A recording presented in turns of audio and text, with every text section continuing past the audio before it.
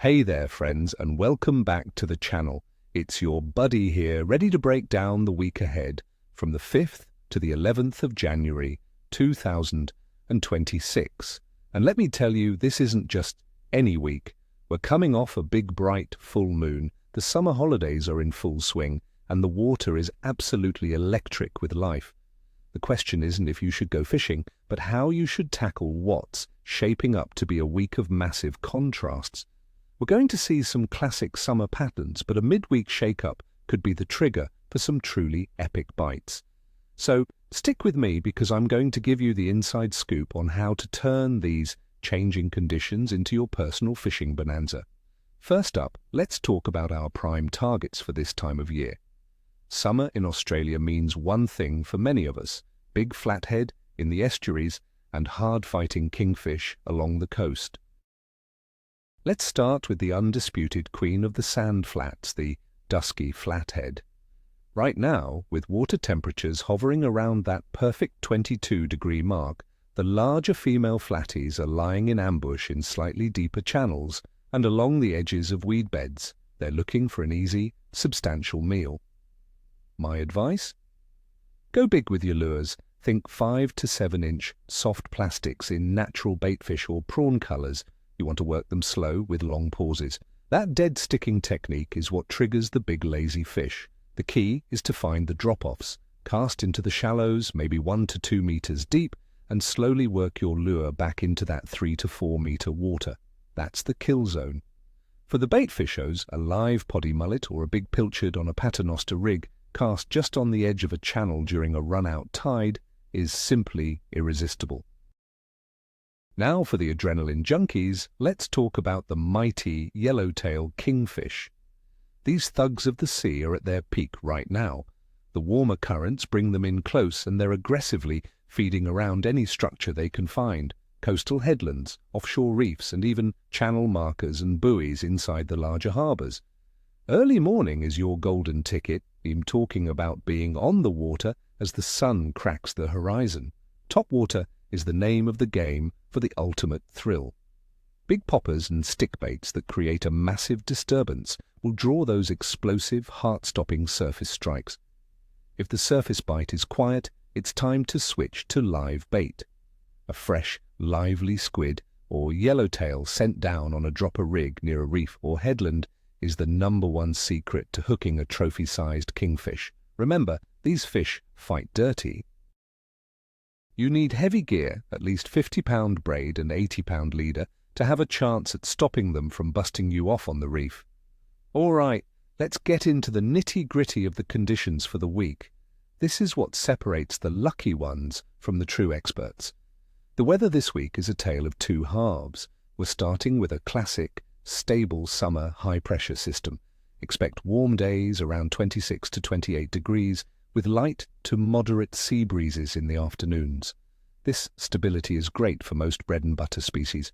But keep an eye on Thursday. I'm seeing signs of a southerly change pushing through, which will cause the barometer to dip.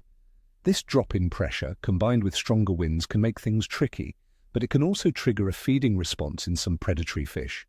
Water temperature, as I mentioned, is a stable 22 degrees Celsius. This is prime time.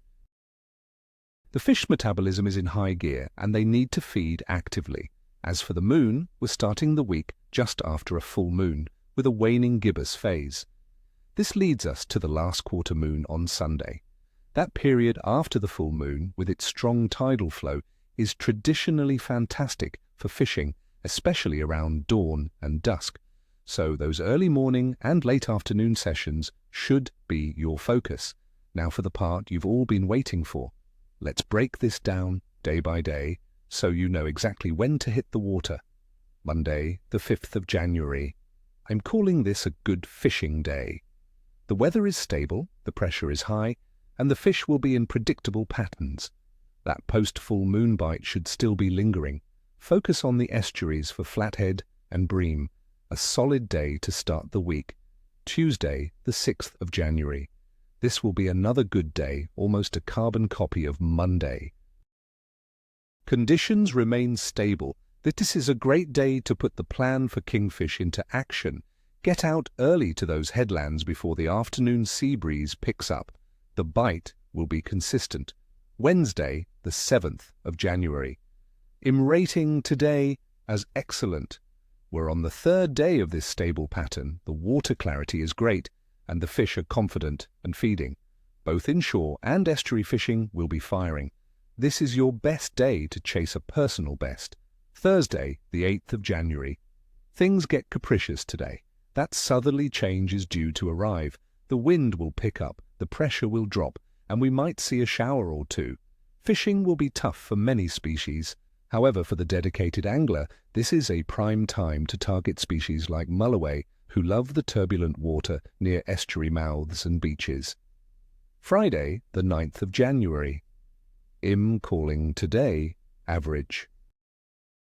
The change will have passed, but the water might be a bit stirred up and murky. The pressure will be starting to rise again.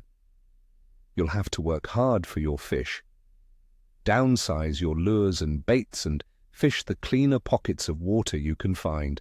Saturday, the 10th of January, we are back to good fishing for the weekend. The water has had a day to settle, the pressure is climbing, and the fish will be hungry after the shake-up. The weekend warriors will be rewarded. It's a fantastic day to get out with the family and expect a solid catch. And finally, Sunday, the 11th of January. This is shaping up to be an excellent day. We have the last quarter moon, which means perfect morning tides. The weather will be settled, the water will have cleared beautifully, and the fish will be on the chew. This is the day to drop everything and go fishing. It's the perfect end to a dynamic fishing week. So there you have it, friends. A week of two halves, but with massive potential if you play your cards right. Tight lines, stay safe out there, and as always, respect the fisheries. And hey, if you found this forecast useful, do me a huge favor and hit that like button and make sure you're subscribed so you don't miss next week's update. Now I want to hear from you. What are your plans for the week? Are you chasing kings or flatties? Let me know in the comments below. I read every single one. Now get out there and make it happen.